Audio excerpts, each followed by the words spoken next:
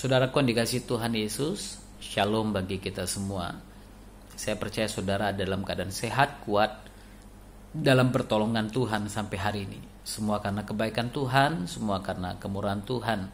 Dan saya percaya pada waktu hatimu melekat kepada hatinya, maka dia akan meluputkan kau dari mara bahaya, bencana, bahkan sakit, penyakit, virus, bakteri apapun.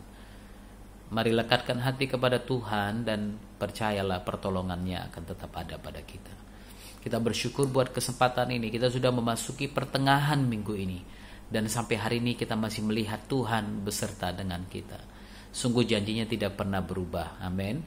Karena itu saudara, mari tetap ikuti pedoman, petunjuk yang disampaikan pemerintah, agar kita bisa bersama-sama mencegah dan mengatasi virus corona ini. Saudara, ini adalah perjuangan, upaya menolong pemerintah yang sangat gampang sebenarnya kita lakukan. Cukup berdiam diri di rumah. Saudara nggak disuruh ngapa-ngapain, Anda bekerja dari rumah, Anda belajar dari rumah. Cara yang sangat sederhana untuk menolong bangsa kita. Mari tetap lakukan itu. Kalaupun Anda harus keluar rumah, jangan lupa pakai masker dan petunjuk-petunjuk lain yang pemerintah sampaikan, tetap kita ikuti. Alkitab sendiri berbicara banyak tentang bagaimana menjaga tubuh, menjaga kesehatan. Khususnya di perjanjian lama Anda bisa lihat bahkan makanan-makanan apa yang seharusnya kita makan dan tidak harus kita makan, sehingga tubuh kita akan tetap sehat dan kuat. Nah, hari ini saya akan bicara kepada saudara tentang atau kita ambil dari Yohanes pasal yang ke-1 ayat 1 sampai ayatnya yang ke-5. Yohanes pasal 1 ayat 1 sampai ayat yang ke-5. Firman Tuhan berkata, pada mulanya adalah firman, firman itu bersama-sama dengan Tuhan, dan firman itu adalah Tuhan. Saya akan coba menjelaskan kepada saudara apa yang dimaksud oleh Yohanes pada mulanya adalah firman. Siapakah yang ditujukan oleh Yohanes tentang firman ini? Yohanes berbicara tentang satu tokoh yang tidak lain adalah Kristus sendiri. Dia katakan pada mulanya adalah firman. Firman di sini bicara tentang logos. Dan firman itu, logos itu bersama-sama dengan Elohim. Kata Allah di sini adalah Elohim, the triune God, Tuhan Tritunggal.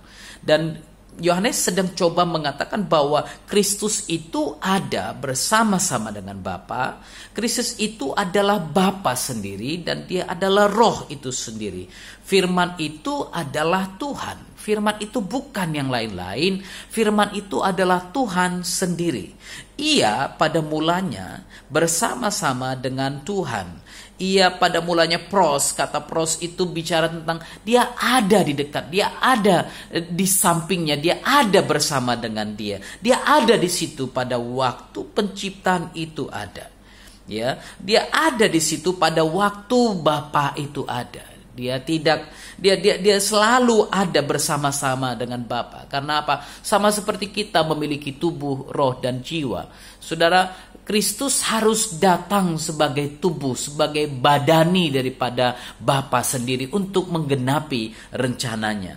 Karena itu dikatakan dia ada pada mulanya bersama-sama dengan Bapa, bersama-sama dengan Theos itu, bersama-sama dengan Tuhan. Segala sesuatu dijadikan oleh dia dan tanpa dia tidak ada sesuatu pun yang telah jadi dari segala yang telah dijadikan.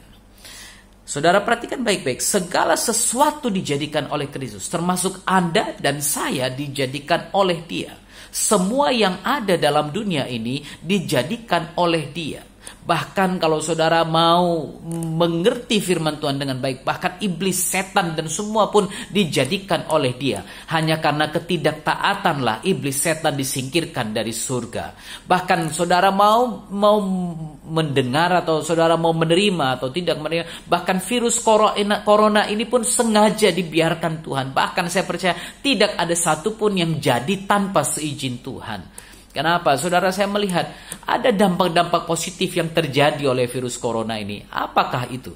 Salah satunya saya mendengar banyak ahli-ahli yang mengatakan bahwa dunia sudah mulai berkurang polusinya. Karena apa? Manusia terpaksa mengisolasi diri selama beberapa waktu. Nah, saudara bayangkan dalam setiap hal, setiap kejadian, setiap masalah Tuhan turut bekerja dalam segala sesuatu untuk mendatangkan kebaikan bagi orang-orang yang mengasihi Dia. Yang penting saya selalu katakan, jangan takut akan kematian. Karena kalau namamu tertulis dalam kitab kehidupan, engkau tidak perlu takut lagi akan kematian. Hidup bagiku adalah Kristus dan mati bagiku adalah keuntungan. Tetap lakukan apa yang firman Tuhan suruh kita lakukan. Tetap ikuti firman Tuhan. Maka saya percaya pada waktu kita pulang ke rumah Bapa, kita akan pulang sebagai orang-orang yang disambut dengan tangan yang terbuka. Ayat yang keempat, dalam Dia ada hidup. Dalam Kristus ada hidup. Dan hidup itu adalah terang manusia. Setiap orang membutuhkan terang. Hampir setiap hari kita disuruh berjemur, saudara, agar kita memiliki vitamin E dalam tubuh kita. Firman Tuhan katakan dalam Kristus itu ada hidup. Kalau Anda mau hidup, terimalah Kristus. Minta Kristus datang dalam hatimu. Dan hidup itu adalah terang manusia. Kristus itu adalah terang manusia. Haleluya. Yesus katakan, akulah jalan, kebenaran, dan hidup. Jikalau ada orang yang datang kepadaku, maka dia tidak akan binasa. Kristus adalah kehidupan itu sendiri. Kalau Anda menerima Yesus, maka Anda menerima kehidupan. Saya teringat bagaimana Yesus berbicara tentang Maria pada waktu mereka meminta Lazarus dibangkitkan. Yesus katakan, Maria, percayalah kepadaku bahwa siapa yang menerima aku akan menerima kehidupan. Maria berpikir, ya Tuhan nanti. Tapi Yesus katakan, bahkan hari ini pun engkau akan melihat kehidupan itu. Lazarus menerima kehidupan pada waktu itu dan juga kehidupan yang akan datang. Dan saya percaya kalau Anda menerima Kristus, maka Anda menerima hidup. Dan hidup itu adalah terang manusia. Tanpa terang kita hidup dalam kegelapan yang sangat gelap. Bayangkan kalau kita tidak menikmati matahari pada hari ini. Saudara akan ada dalam kegelapan. Saudara, kalau engkau menerima Yesus, engkau akan keluar dari kegelapan itu. Oh Pak, gak mungkin Pak. Gak mungkin Pak, karena aku ada dalam kegelapan. Aku tinggal di tengah-tengah kegelapan. Aku tinggal di lingkungan yang sangat parah. Saudara bayangkan firman Tuhan kata, terang itu bercahaya dalam kegelapan dan kegelapan itu tidak menguasainya. Haleluya. Kalau Kristus ada dalam dirimu, maka terang yang ada dalammu akan bercahaya di dalam kegelapan itu dan kegelapan tidak dapat menguasainya. Apa maksudnya? Yesus katakan kamu adalah terang dunia. Anda dan saya adalah terang dunia. Bayangkan kalau Anda masuk ke dalam satu ruangan. Ruangan itu tadinya gelap. Lalu kemudian Anda menyalakan lampu yang ada dalam ruangan tersebut. Apa yang akan terjadi? Ruangan itu mendadak menjadi terang sekali. Lah, kemana kegelapannya? Kegelapan itu tetap ada di situ. Kegelapan itu tidak hilang. Tapi apa yang dilakukan oleh terang? Terang menguasai kegelapan. Bukan sebaliknya. Bukan kegelapan yang menguasai terang, tapi terang menguasai kegelapan. Sehingga dimanapun Anda berada, segelap apapun lingkungannya, segelap apapun dan separah apapun lingkungannya, kalau Anda yang adalah terang dunia, yang adalah terang manusia, terang kehidupan, masuk ke dalam ruangan itu, maka kegelapan tidak menguasai Anda. Haleluya. Itu sebabnya Yesus katakan, kamu adalah terang dunia. Kota yang terletak di atas gunung tidak mungkin tidak dilihat orang. Ya, saudara, kalau Anda punya terang, kegelapan tidak menguasai Anda. Yang menjadi masalah adalah seringkali terang itu tidak ada dalam kita. Seringkali Kristus tidak nyata dalam kita, sehingga kegelapan dapat menguasai kita. Hari ini mari introspeksi diri kita. Sudahkah kita menerima Kristus dalam hati kita? Sudahkah Yesus masuk dalam hidupmu? Sehingga kegelapan yang ada dalammu akan hilang, akan menjauh daripadamu. Dan engkau akan terus hidup dalam terang. Saudara, saya percaya kita memasuki akhir daripada akhir zaman. Seharusnya lah kita semakin bersiap. Seharusnya lah kita semakin mengundang Yesus masuk dalam hati kita. Sehingga pada waktu sangkakala berbunyi, namamu dan namaku akan dipanggil pada waktu Yesus datang. Dipanggil di awan-awan, berjumpa dengan Yesus di awan-awan. Karena tanda-tandanya sudah sangat jelas. Namun pertanyaannya adalah, akankah ia mendapatkan iman pada waktu ia datang kembali nanti? Mari tanyakan diri saudara, akankah Kristus mendapatkan iman dalam hatimu pada waktu ia datang nanti? Mari kita berdoa. Kami mendoakan semua anak-anak-Mu yang saat ini sedang hidup dalam ketakutan. Takut akan hari esok, khawatir akan hari esok. Bagaimana kami akan hidup besok? Bagaimana kami akan makan besok? Bagaimana kami akan berusaha besok? Mungkin ada di antara mereka yang mendengar, yang melihat video ini hari ini, yang sudah kehabisan uang. Tuhan tolong, Tuhan tolong. Karena kami percaya kalau Tuhan adalah gembala kami, takkan kekurangan kami. Kami bersyukur karena Engkau mengajarkan kami untuk hidup dalam kebenaran. Kami bersyukur karena Engkau katakan kami tidak perlu khawatir.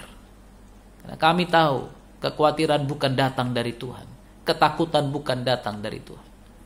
Dan kami percaya kesusahan hari ini cukup untuk sehari ini. Karena Tuhan akan menolong kami. Bahkan hari ini pun pertolongan Tuhan nyata bagi orang-orang yang percaya padamu. Dan kami melihat itu Tuhan. Hari demi hari kami tetap hidup.